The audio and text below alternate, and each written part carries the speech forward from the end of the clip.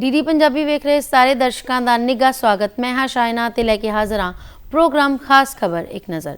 ਇਸ ਪ੍ਰੋਗਰਾਮ ਦੇ ਵਿੱਚ ਅਸੀਂ ਦੇਸ਼ ਦੁਨੀਆ ਤੇ ਸੂਬੇ ਦੇ ਨਾਲ ਜੁੜੀਆਂ ਹੋਈਆਂ ਤਾਜ਼ੀਆਂ ਖਬਰਾਂ ਦੇ ਉੱਤੇ ਝਾਤ ਪਾਉਂਦੇ ਹਾਂ ਤੇ ਅੱਜ ਦੀ ਇਸ खबर के विच साडे नाल साथ देणगे माहर मेहमान साडे जिहड़े कि उगे पत्रकार ने ते नाल ही नाल विश्लेषक ने। साडे अज दे मेहमान ने लखविंदर जौल होनी। जौल साहब बहुत बहुत स्वागत है। बहुत बहुत मेहरबानी जी। सो चार पा लैने अज दी पहली खबर दे उत्ते संसद दे मॉनसून सैशन का दूजा हफ्ता भी हंगामे की भेट चढ़ गया है। संसद के दोनों सदन जिहड़े ने वो रद्द किए गए हैं। की कहना चाहोगे इस खबर बारे?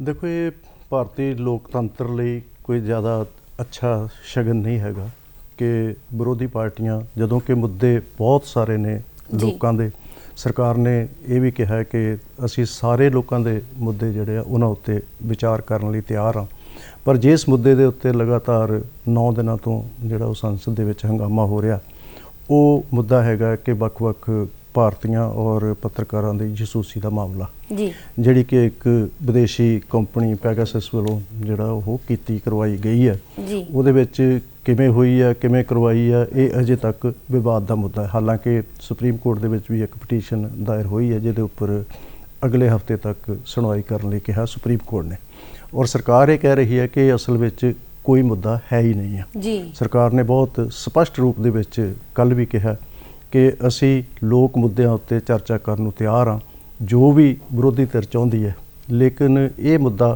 बिना मतलब दा बनाया होया मुद्दा ये असल दे विच कोई मुद्दा नहीं हैगा।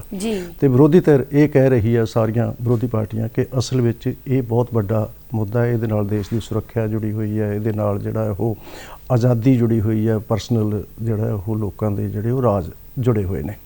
इस करके इस मामले के उत्ते लगातार 9 दिनों के उत्तों, क्योंकि ये बहुत जिम्मेवारी नाल असल दे विच ये काम करना चाहिए, क्योंकि लोगों का विश्वास जिहड़ा जदों किसी भी नुमाइंदे नूं असीं किसी मतलब विधान सभा या लोक सभा दे विच चुन के भेजते हैं, वोटर चुन के भेजदा तो वो उन्हां तो आस रखता है कि वो उन्हां मुद्दों नूं उत्थे जाके विचारे और लगातार, क्योंकि अगर ये मुद्दा बहुत बड़ा मुद्दा है तो सरकार नूं भी चाहिए कि वो विरोधी धिर दे नाल मीटिंगां करके इस मुद्दे का कोई ना कोई हल कढ़े, और विरोधी पार्टियां नूं ये चाहिए कि लगातार काम ठप्प करन दी बजाय, क्योंकि बहुत सारे जिहड़े वो बिल अटके पे ने, बहुत सारियां चर्चावां अटकियां पईयां ने, लोकां दा बेरोज़गारी का मुद्दा है, लोकां दे होर जीवन पद्धर नूं उच्चा चुकण दा मुद्दा है। इन्हां मसलियां दे उत्ते सकारात्मक पहुँच अपनाउण दी बजाय विरोधी धिर नूं चाहीदा है कि वो लगातार जिहड़ा उन्हां मुद्दिआं तो उहदे उत्ते भी चर्चा करे और इस मुद्दे ते जिहड़ा चर्चा करे, ना कि जिहड़ा वो पार्लीमेंट नूं ठप्प करके, लोक सभा नूं ठप्प करके, राज सभा नूं ठप्प करके बाकी मुद्दिआं दे उत्तों भी ध्यान भटकाउण दा यतन किया जाए। इस करके बहुत जिम्मेवारी नाल जिहड़ा विरोधी धिर नूं भी चलना चाहिए ते सरकार नूं भी चाहिए कि वो इहदा जल्दी तो जल्दी कोई हल कढ़े, क्योंकि जिहड़ा वो लोग जिहड़े ने वो तुहाडे वल देखते हैं, सरकार वल भी देखते हैं, विरोधी धिर वल भी देखते हैं, और जिन्हां ने तुहानूं अपने नुमाइंदे चुन के भेजिया वो तुहातों कुछ होर तरह की तवक्को रखते हैं, होर तरह की आस रखते हैं। जी, अगली खबर जिहड़ी है एक खुशगवार खबर है, क्योंकि ओलंपिक दे विच भारतीय खिडारी जिहड़े ने चंगा प्रदर्शन कर रहे हैं, लगातार तमगियां की आस भी जिहड़ी है वो बरकरार है। खासकर गल करिए महिलावां दी ते काफ़ी चंगा प्रदर्शन वेखण नूं मिल रहा है। की कहना चाहोगे इस बारे?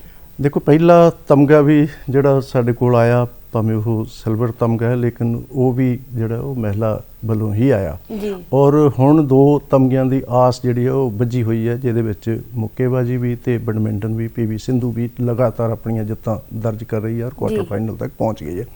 इस करके और साडियां हॉकी दीयां दोनों टीमां भी, महिला टीम भी और पुरुष टीम भी जिहड़ी है उन्होंने लगातार अपनी जित्तां जिहड़ियां जारी रखियां, और भारत हॉकी दे विच जिहड़ा अपने पूल ए दे विच जिहड़ा दूसरे स्थान ते है, पहले स्थान ते आस्ट्रेलिया है, और असीं अपने मैचों के विचों सिर्फ आस्ट्रेलिया ही है जिहदे तो असीं अपना मैच हारे हैं, पुरुष हॉकी मैच हारी है, बाकी सारे मैच जिहड़े आ वो असीं जित्ते और दूसरे स्थान ते जिहड़ा असीं बने हुए हैं। इस करके इस बार जिहड़ा वो काफ़ी माहौल साजगार लग रहा है, और सानू उम्मीद है कि असी पिछले सालों के मुकाबले उत्ते कुछ ज़्यादा बेहतर करने वाले हैं, और बहुत सारिया आसां ने, और 2 तमगियां दे तां असीं बिल्कुल नेड़े पहुँचे हुए हैं। और आने वाले दिनों के जिवें तुसीं खबर की शुरुआत की है कि बहुत खुशगवार खबर है ये कि महिलावां ते साडे जिहड़े वो हॉकी टीम भी साडी लगातार जित्तां दर्ज कर रही है, और अगले पूल दे विच जदों ये जाएगी हुण लीग खत्म होने तो बाद उत्थे फिर ज़्यादा जिहड़ा वो वधिया ਜਿਹੜਾ ਉਹ ਦਿਖਾਏਗੀ। ਔਰ ਦੂਸਰੇ ਪਾਸੇ ਹੈ ਕਿ ਖਿਡਾਰੀਆਂ ਦੀ ਹੌਸਲਾ ਅਫਜ਼ਾਈ ਲਈ ਜਿਹੜਾ ਪੰਜਾਬ ਸਰਕਾਰ ਨੇ ਵੀ ਕੁਝ ਐਲਾਨ ਕੀਤੇ ਆ, ਜਿਹਦੇ ਵਿੱਚ ਜਿਹੜੇ ਸਾਡੇ ਖੇਡ ਮੰਤਰੀ ਨੇ ਰਾਣਾ ਸੋਢੀ, ਉਹਨਾਂ ਨੇ ਕਿਹਾ ਕਿ ਜੇ ਭਾਰਤੀ ਜਿਹੜਾ ਉਹ ਔਰ ਪੰਜਾਬੀ ਖਾਸ ਤੌਰ ਤੇ ਜਿਹੜੇ ਜੇ ਸੋਨ ਤਮਗੇ ਜਿੱਤ ਕੇ ਆਉਣਗੇ ਤੇ ਅਸੀਂ ਉਹਨਾਂ ਨੂੰ 2.25 ਕਰੋੜ ਰੁਪਇਆ ਹਰ ਵਿਅਕਤੀ ਨੂੰ ਜਿਹੜਾ ਹਰ ਪਲੇਅਰ ਨੂੰ ਜਿਹੜਾ ਉਹ ਦੇਵਾਂਗੇ। ਔਰ ਇਸ ਤਰ੍ਹਾਂ ਦੀ ਹੌਸਲਾ ਅਫਜ਼ਾਈ ਹੋਣੀ ਚਾਹੀਦੀ ਹੈ। ਔਰ ਦੂਸਰਾ ਇਹ ਹੈ ਕਿ ਲਗਾਤਾਰ ਜਿਹੜਾ ਪਿਛਲੇ ਸਮੇਂ ਦੇ ਵਿੱਚ ਵੀ ਇਸ ਤਰ੍ਹਾਂ ਦੀ ਹੌਸਲਾ ਅਫਜ਼ਾਈ ਹੁੰਦੀ ਰਹੀ ਹੈ, ਫਿਰ ਵੀ ਜਿਹੜੀ ਉਹ ਕਈ ਵਾਰੀ ਖਿਡਾਰੀਆਂ ਨੂੰ ਨਿਰਾਸ਼ਾ ਦਾ ਸਾਹਮਣਾ ਕਰਨਾ ਪੈਂਦਾ ਹੈ। ਕਈ ਵਾਰੀ ਇਹ ਹੁੰਦਾ ਕਿ ਅਸੀਂ ਨੌਕਰੀਆਂ ਦਾ ਜਿਹੜਾ ਉਹ ਵਾਅਦਾ ਕਰ ਲੈਂਦੇ ਹਾਂ ਪਰ ਉਹ ਨਿਭਾ ਨਹੀਂ ਪਾਉਂਦੇ। ਔਰ ਇਸ ਵਾਰੀ ਅਸੀਂ ਆਸ ਰੱਖਦੇ ਹਾਂ ਕਿ ਜਿਹੜੇ ਸਾਡੇ ਖਿਡਾਰੀ ਜਿਹੜੇ ਉਹ, ਕਿਉਂਕਿ ਜਦੋਂ ਇਹ ਖਿਡਾਰੀ ਗਏ ਸੀਗੇ ਉਸ ਵੇਲੇ ਵੀ ਪ੍ਰਧਾਨ ਮੰਤਰੀ ਨਰਿੰਦਰ ਮੋਦੀ ਹੋਰਾਂ ਨੇ ਉਹਨਾਂ ਦੀ ਹੌਸਲਾ ਅਫਜ਼ਾਈ ਕੀਤੀ ਸੀ ਔਰ ਕਿਹਾ ਸੀ ਕਿ ਤੁਸੀਂ ਜਿਹੜਾ ਉਹ ਆਪਣਾ ਪੂਰਾ ਕਰਕੇ ਆਓ ਤੇ ਦੇਸ਼ ਵੀ ਤੁਹਾਡਾ ਪੂਰਾ ਖਿਆਲ ਰੱਖੇਗਾ। ਔਰ ਇਸ ਕਰਕੇ ਬਹੁਤ ਜ਼ਰੂਰੀ ਹੈ ਕਿ ਖੇਡ ਕਲਚਰ ਨੂੰ, ਖੇਡ ਸੱਭਿਆਚਾਰ ਨੂੰ ਹੋਰ ਪ੍ਰਫੁੱਲਿਤ ਕੀਤਾ ਜਾਏ। ਸ਼ਾਇਦ ਪਿਛਲੇ ਸਾਲਾਂ ਦੇ ਵਿੱਚ ਜਿਹੜਾ ਖੇਡ ਸੱਭਿਆਚਾਰ ਪ੍ਰਫੁੱਲਿਤ ਹੋਇਆ ਇਸ ਦੇਸ਼ ਦੇ ਵਿੱਚ, ਉਹਦਾ ਹੀ ਇਹ ਨਤੀਜਾ ਹੈ ਕਿ ਇਸ ਵਾਰੀ ਓਲੰਪਿਕਸ ਦੇ ਵਿੱਚ ਅਸੀਂ ਜਿਹੜਾ ਉਹ ਵੱਡਾ ਜਿਹੜਾ ਰੋਲ ਅਦਾ ਕਰਨ ਜਾ ਰਹੇ ਹਾਂ। ਸਾਡੇ ਖਿਡਾਰੀ ਪੂਰੇ ਜੋਸ਼ ਵਿੱਚ ਨੇ। ਉਮੀਦ ਹੈ ਕਿ ਅਗਲੇ 1-2 ਦਿਨਾਂ ਦੇ ਵਿੱਚ ਹੋਰ ਜ਼ਿਆਦਾ ਵਧੀਆ ਖਬਰਾਂ ਆਪਾਂ ਨੂੰ ਮਿਲਣਗੀਆਂ, ਸੁਣਨ ਨੂੰ ਮਿਲਣਗੀਆਂ। ਜੀ, ਹੁਣ ਝਾਤ ਪਾ ਲੈਂਦੇ ਹਾਂ ਕਰੋਨਾ ਵੱਲ। ਦੇਸ਼ ਵਿੱਚ ਤੀਜੀ ਲਹਿਰ ਜਿਹੜੀ ਕਰੋਨਾ ਦੀ, ਉਸਦੇ ਸੰਕੇਤ ਮਿਲਣ ਲੱਗੇ ਨੇ। ਗੱਲ ਕਰੀਏ ਕੇਰਲ ਦੀ ਤਾਂ ਕੁਝ ਨਵੇਂ ਮਾਮਲੇ ਜਿਹੜੇ ਨੇ ਉਹ ਸਾਹਮਣੇ ਆ ਰਹੇ ਨੇ, ਪਰ ਪੰਜਾਬ ਹਾਲੇ ਵੀ ਜਿਹੜਾ ਉਹਦੇ ਹਾਲਾਤ ਹਾਲੇ ਕਾਬੂ 'ਚ ਨੇ। ਕੀ ਕਹਿਣਾ ਚਾਹੋਗੇ ਇਸ ਖਬਰ ਬਾਰੇ? ਦੇਖੋ, ਗੱਲ ਇਹ ਕਿ ਤੀਸਰੀ ਲਹਿਰ ਦਾ ਖਤਰਾ ਵੈਸੇ ਦੁਨੀਆ ਭਰ ਦੇ ਵਿੱਚ ਹੀ ਇਹ ਪਾਇਆ ਜਾਂਦਾ ਕਿ ਅਸਲ ਦੇ ਵਿੱਚ ਇਹ ਜੇ ਅਸੀਂ ਅਵੇਸਲੇ ਹੋਏ, ਹਾਲਾਂਕਿ ਵੈਕਸੀਨ ਦੀ ਜਿਹੜੀ ਉਹ ਲਗਾਤਾਰ ਜਿਹੜੀ ਉਹ ਵੈਕਸੀਨੇਸ਼ਨ ਹੋਣ ਦੇ ਨਾਲ ਇਹਦਾ ਖਤਰਾ ਕਾਫੀ ਟਲਿਆ, ਦੁਨੀਆ ਭਰ ਦੇ ਵਿੱਚ ਟਲਿਆ, ਜਿਹਦੇ ਵਿੱਚ ਅਮਰੀਕਾ ਸ਼ਾਮਲ ਹੈ, ਯੂਰਪ ਦੇ ਦੇਸ਼ ਸ਼ਾਮਲ ਨੇ।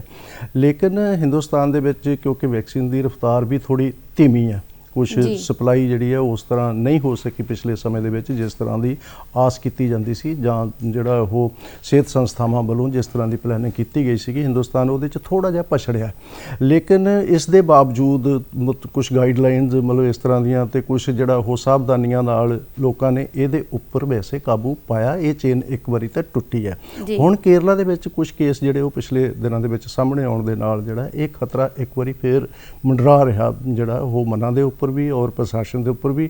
ਔਰ ਲੱਗ ਇਹ ਰਿਹਾ ਕਿ ਜੇ ਅਸੀਂ ਮਤਲਬ ਅਵੇਸਲੇ ਹੋ ਗਏ, ਜਿਵੇਂ ਕਿ ਜਿਹੜਾ ਉਹ ਤੀਸਰੀ ਲਹਿਰ ਦਾ ਖਤਰਾ ਜਿਹੜਾ ਲਗਾਤਾਰ ਜਿਹੜਾ ਉਹ ਦਿਖਾਇਆ ਜਾ ਰਿਹਾ ਔਰ ਸਾਹਮਣੇ ਆਉਣ ਦੇ ਖਤਰੇ ਵੀ ਪੈਦਾ ਹੋ ਰਹੇ ਆ, ਜੇ ਅਸੀਂ ਅਵੇਸਲੇ ਹੋਏ, ਜਿਵੇਂ ਤੁਸੀਂ ਕਿਹਾ ਕਿ ਪੰਜਾਬ ਜਿਹੜਾ ਅਜੇ ਇਸ ਗੱਲ ਦੇ ਕੋਈ ਸੰਕੇਤ ਨਹੀਂ ਮਿਲ ਰਹੇ, ਕਿਉਂਕਿ ਇਹ ਜਿਹੜਾ ਹਿੱਸਾ ਹੈ ਪੰਜਾਬ, ਯੂਪੀ, ਦਿੱਲੀ, ਇਹਨੇ ਕਾਫੀ ਮਾਰ ਚੱਲੀ ਆ, ਕਿਉਂਕਿ ਦੇਸ਼ ਭਰ ਦੇ ਵਿੱਚ ਵੀ ਮਹਾਰਾਸ਼ਟਰ, ਕੇਰਲ, ਪੰਜਾਬ, ਦਿੱਲੀ, ਯੂਪੀ, ਇਹੀ ਜਿਹੜੇ ਉਹ ਰਾਜ ਸੀਗੇ ਜਿਨ੍ਹਾਂ ਦੇ ਉੱਪਰ ਬਹੁਤ ਤੇਜ਼ੀ ਦੇ ਨਾਲ ਜਿਹੜਾ ਉਹ ਕਰੋਨਾ ਨੇ ਆਪਣਾ ਕਹਿਰ ਦਿਖਾਇਆ ਸੀ।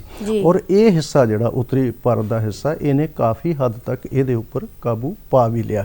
ਲੇਕਿਨ ਹੁਣ ਕੇਰਲਾ ਤੋਂ ਜਿਹੜੀਆਂ ਮੰਦਭਾਗੀਆਂ ਖਬਰਾਂ ਕੱਲ੍ਹ ਪਰਸੋਂ ਤੋਂ ਸ਼ੁਰੂ ਹੋਈਆਂ, ਉਹਦੇ ਲਈ ਬਹੁਤ ਜ਼ਿਆਦਾ ਚੌਕਸ ਹੋਣ ਦੀ ਲੋੜ ਹੈ। ਜਿੰਨਾ ਚਿਰ ਅਸੀਂ ਚੌਕਸ ਨਹੀਂ ਹੋਵਾਂਗੇ, ਕਿਉਂਕਿ ਸਰਕਾਰੀ ਗਾਈਡਲਾਈਨ ਜੋ ਨੇ, ਹੁਣ ਜਿਹੜਾ ਉਹ ਸਕੂਲ ਖੁੱਲ੍ਹਦੇ ਜਾ ਰਹੇ ਨੇ, ਕਾਲਜ ਖੁੱਲ੍ਹ ਰਹੇ ਨੇ, ਔਰ UGC ਨੇ ਵੀ ਕਿਹਾ ਕਿ 1 ਅਗਸਤ ਤੋਂ ਬਾਅਦ ਔਰ ਖਾਸ ਤੌਰ 'ਤੇ 1 ਅਕਤੂਬਰ ਤੋਂ ਬਾਅਦ ਜਿਹੜੀਆਂ ਉਹ ਕਲਾਸਾਂ ਜਿਹੜੀਆਂ ਉਹ ਆਫਲਾਈਨ ਸ਼ੁਰੂ ਹੋ ਜਾਣਗੀਆਂ।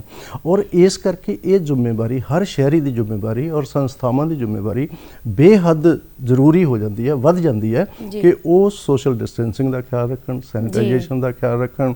ਔਰ ਦੂਸਰਾ ਗੱਲ ਹੈ ਕਿ ਆਪਣੇ ਤੌਰ 'ਤੇ ਅਵੇਅਰ ਹੋਣ। ਜੋ ਵੀ ਗਾਈਡਲਾਈਨ ਜਿਹੜੀਆਂ ਉਹ ਸਿਹਤ ਵਿਭਾਗ ਨੇ ਜਾਰੀ ਕੀਤੀਆਂ ਨੇ, ਅਗਰ ਅਸੀਂ ਉਹਨਾਂ ਨੂੰ ਪੂਰੀ ਤਰ੍ਹਾਂ ਮੰਨ ਲਵਾਂਗੇ, ਉਹਨਾਂ ਨੂੰ ਪੂਰੀ ਤਰ੍ਹਾਂ ਫੋਲੋ ਕਰਾਂਗੇ, ਤੇ ਕਿਉਂਕਿ ਅਲਟੀਮੇਟ ਆਪਾਂ ਨੂੰ ਪਤਾ ਹੈ ਕਿ ਇਹ ਬਿਮਾਰੀ ਜਿਹੜੀ ਉਹ ਇੱਕ ਤਰ੍ਹਾਂ ਨਾਲ ਲਾਗ ਦੀ ਬਿਮਾਰੀ ਹੈ। ਅਸੀਂ ਇਹ ਆਪਣੇ ਆਪ ਨਹੀਂ ਫੈਲਦੀ, ਇਹਨੂੰ ਅਸੀਂ ਫੈਲਾਉਂਦੇ ਹਾਂ। ਜਦੋਂ ਅਸੀਂ ਅਵੇਸਲੇ ਹੋਏ, ਜਦੋਂ ਅਸੀਂ ਜਿਹੜਾ ਇੱਕ ਦੂਸਰੇ ਨਾਲ ਡਿਸਟੈਂਸਿੰਗ ਜਿਹੜੀ ਉਹ ਘੱਟ ਕੀਤੀ, ਜਦੋਂ ਅਸੀਂ ਆਪਣੀ ਹੈਂਡ ਵਾਸ਼ਿੰਗ ਘੱਟ ਕੀਤੀ, ਜਦੋਂ ਅਸੀਂ ਵੱਡੇ ਵੱਡੇ ਇਕੱਠਾਂ ਦੇ ਵਿੱਚ ਇਕੱਠੇ ਹੋਏ ਤੇ ਸ਼ਾਮਲ ਹੋਏ, ਉਸ ਵੇਲੇ ਇਹਦਾ ਖਤਰਾ ਵੱਧ ਜਾਣਾ ਹੈ। ਇਸ ਕਰਕੇ ਬਹੁਤ ਜ਼ਰੂਰੀ ਹੈ ਕਿ ਆਪਣੇ ਆਪ ਨੂੰ ਸੰਭਾਲ ਕੇ ਰੱਖਣਾ, ਉਹਨਾਂ ਗਾਈਡਲਾਈਨਸ ਦਾ ਜਿਹੜਾ ਉਹ ਪਾਲਣ ਕਰਨਾ।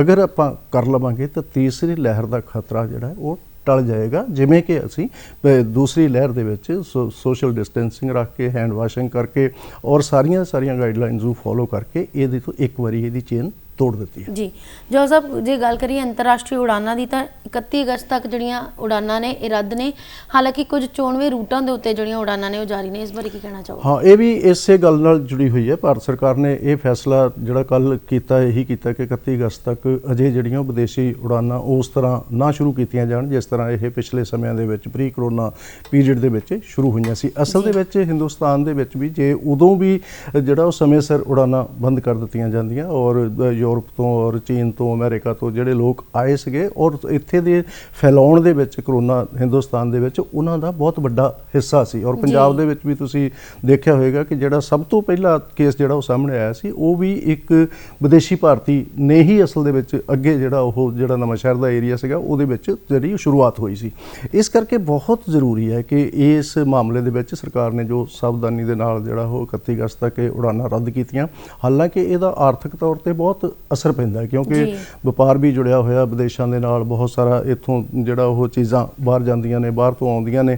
ਲੇਕਿਨ ਇਸ ਦੇ ਬਾਵਜੂਦ ਕਿਉਂਕਿ ਸਿਹਤ ਹੈ ਤਾਂ ਹੀ ਆਰਥਿਕਤਾ ਹੈ, ਤਾਂ ਹੀ ਜਿਹੜਾ ਉਹ ਕਿਉਂਕਿ ਪੈਸਾ ਕਮਾਉਣਾ ਆਪਣੇ ਆਪ ਦੇ ਵਿੱਚ ਜਿਹੜਾ ਉਹ ਜ਼ਿੰਦਗੀ ਨੂੰ ਅੱਗੇ ਤੋਰਨ ਲਈ ਬਹੁਤ ਜ਼ਰੂਰੀ ਹੈ। ਲੇਕਿਨ ਜ਼ਿੰਦਗੀ ਤਾਂ ਹੀ ਅੱਗੇ ਤੁਰੇਗੀ ਜੇ ਜ਼ਿੰਦਗੀ ਬਚੇਗੀ। ਇਸ ਕਰਕੇ ਬਹੁਤ ਜ਼ਰੂਰੀ ਹੈ ਕਿ ਇਹ ਜਿਹੜਾ ਫੈਸਲਾ ਕੀਤਾ ਸਰਕਾਰ ਨੇ ਇਹਨੂੰ ਜਿਹੜਾ ਉਹ ਠੀਕ ਤਰੀਕੇ ਨਾਲ ਲਾਗੂ ਕਰਕੇ ਔਰ 1 ਮਹੀਨਾ ਹੋਰ ਜਿਹੜਾ ਉਹ ਥੋੜਾ ਚੱਲਣਾ ਜ਼ਰੂਰ ਪਏਗਾ। ਜੀ ਜੋਲ ਸਾਹਿਬ, CBSE ਤੇ ਪੰਜਾਬ ਸਕੂਲ ਐਜੂਕੇਸ਼ਨ ਬੋਰਡ ਦੇ ਨਤੀਜਿਆਂ ਤੋਂ ਬਾਅਦ ਵਿਦਿਆਰਥੀਆਂ ਦੇ ਵਿੱਚ ਖੁਸ਼ੀ ਦੀ ਲਹਿਰ ਜਿਹੜੀ ਹੈ ਉਹ ਨਜ਼ਰ ਆ ਰਹੀ ਹੈ। CBSE ਦੇ 12ਵੀਂ ਦੇ ਨਤੀਜਿਆਂ ਦੀ ਜੇ ਗੱਲ ਕਰੀਏ ਤਾਂ 99% ਤੋਂ ਵੀ ਵੱਧ ਜਿਹੜਾ ਉਹ ਨਤੀਜਾ ਸਾਹਮਣੇ ਆਇਆ। ਕੁੜੀਆਂ ਨੇ ਫਿਰ ਇੱਕ ਵਾਰੀ ਦੋਵਾਂ ਬੋਰਡਾਂ ਦੇ ਵਿੱਚ ਮੱਲ ਮਾਰੀ ਹੈ, ਕੀ ਕਹਿਣਾ ਚਾਹੋਗੇ? ਦੇਖੋ, ਬਿਲਕੁਲ ਲੜਕੀਆਂ ਬਹੁਤ ਸਿੰਸੀਅਰ ਨੇ ਪੜ੍ਹਾਈ ਦੇ ਮਾਮਲੇ 'ਚ ਵੀ, ਘਰ ਦੇ ਕੰਮਾਂ ਦੇ ਮਾਮਲੇ ਵਿੱਚ ਵੀ, ਔਰ ਇਹ ਗੱਲ ਫਿਰ ਇੱਕ ਵਾਰੀ ਸਾਹਮਣੇ ਆਈ ਔਰ ਲਗਾਤਾਰ ਪਿਛਲੇ ਕਈ ਸਾਲਾਂ ਤੋਂ ਇਹ ਹੋ ਰਿਹਾ ਹੈ ਕਿ ਦੋਨੋਂ ਬੋਰਡ ਜਿਹੜੇ ਨੇ CBSE ਵੀ ਔਰ ਪੰਜਾਬ ਸਕੂਲ ਸਿੱਖਿਆ ਬੋਰਡ ਵੀ, ਉਹਨਾਂ ਦੇ ਕੱਲ੍ਹ ਵਾਲੇ ਨਤੀਜੇ ਵੀ ਇਹੀ ਗੱਲ ਸਾਬਤ ਕਰਦੇ ਨੇ। ਔਰ ਜਿਸ ਤਰ੍ਹਾਂ ਇਹ ਕਿਉਂਕਿ ਬਹੁਤ ਜ਼ਰੂਰੀ ਸੀਗਾ ਅੱਗੋਂ ਪੜ੍ਹਾਈ ਨੂੰ ਜਾਰੀ ਰੱਖਣ ਲਈ, ਅੱਗੇ ਆਪਣਾ ਕੈਰੀਅਰ ਬਣਾਉਣ ਲਈ, ਕਿਉਂਕਿ ਉਹ ਕੋਰਸਿਸ ਦੇ ਵਿੱਚ ਨੌਜਵਾਨਾਂ ਨੇ, ਵਿਦਿਆਰਥੀਆਂ ਨੇ ਜਾਣਾ ਹੁੰਦਾ। ਜਿੰਨਾ ਚਿਰ ਇਹ ਨਤੀਜਾ ਲੇਟ ਹੋਈ ਜਾਂਦਾ ਸੀ ਉਹਨਾਂ ਚਿਰ ਕੈਰੀਅਰ ਸਪਸ਼ਟ ਨਹੀਂ ਹੋ ਰਿਹਾ ਸੀਗਾ। ਕੱਲ੍ਹ ਦੋਵਾਂ ਬੋਰਡਾਂ ਨੇ ਜਿਹੜਾ ਉਹ ਤੁਰੰਤ ਇਹ ਨਤੀਜੇ ਜਾਰੀ ਕਰਕੇ, ਭਾਵੇਂ ਕਿ ਇਹ ਪ੍ਰੀਖਿਆ ਤੋਂ ਬਿਨਾਂ ਹੋਏ ਆ, ਇੱਕ ਮਤਲਬ ਸਿਸਟਮ ਬਣਾ ਕੇ ਕਿ ਉਹਨਾਂ ਨੇ 30% ਜਿਹੜੇ ਉਹ 10ਵੀਂ ਚੋਂ ਲਈ ਜਿਹੜੀ ਉਹਨਾਂ ਨੇ ਨੰਬਰ ਲਏ ਸੀ ਉਹਦਾ 30% ਜੋੜ ਕੇ, ਫਿਰ ਉਹ 11ਵੀਂ ਚੋਂ ਲਏ ਜਿਹੜੇ ਉਹਨਾਂ ਦਾ 30% ਜੋੜ ਕੇ, ਤੇ ਪ੍ਰੀ ਬੋਰਡ ਦੀ ਪ੍ਰੀਖਿਆ ਦਾ 40% ਜੋੜ ਕੇ, ਇਸ ਤਰ੍ਹਾਂ ਇੱਕ ਪਰਸੈਂਟੇਜ ਬਣਾ ਕੇ ਇਹ ਨਤੀਜਾ ਕੱਢਿਆ ਗਿਆ। ਲੇਕਿਨ ਇਹਦੇ ਤੋਂ ਸਾਰੇ ਵਿਦਿਆਰਥੀ ਜਿਹੜੇ ਉਹ खुश ने और बहुत अच्छा नतीजा आया और उम्मीद करते हैं कि अगले दिनों के विच हालात सुखावे होने दे विच भी और विद्यार्थियों का जो है अगे कैरीयर जिहड़ा अगे भविख जिहड़ा उहदे लई भी ये नतीजों का आना बेहद जरूरी सी और कल ये जिहड़ा कल दा दिन जिहड़ा विद्यार्थियों लई बहुत खुशी का दिन सी। जी सो जॉल साहब, इसे खबर के नाल खास खबर एक नज़र च खबरों का सिलसिला खत्म होंदा है। तुसीं साडे स्टूडियो च आए, सानूं जानकारी दी, तुहाडा बहुत बहुत शुक्रिया। नाल दी नाल साडे दर्शकों का भी साडे नाल जुड़े रहने लई बहुत बहुत शुक्रिया।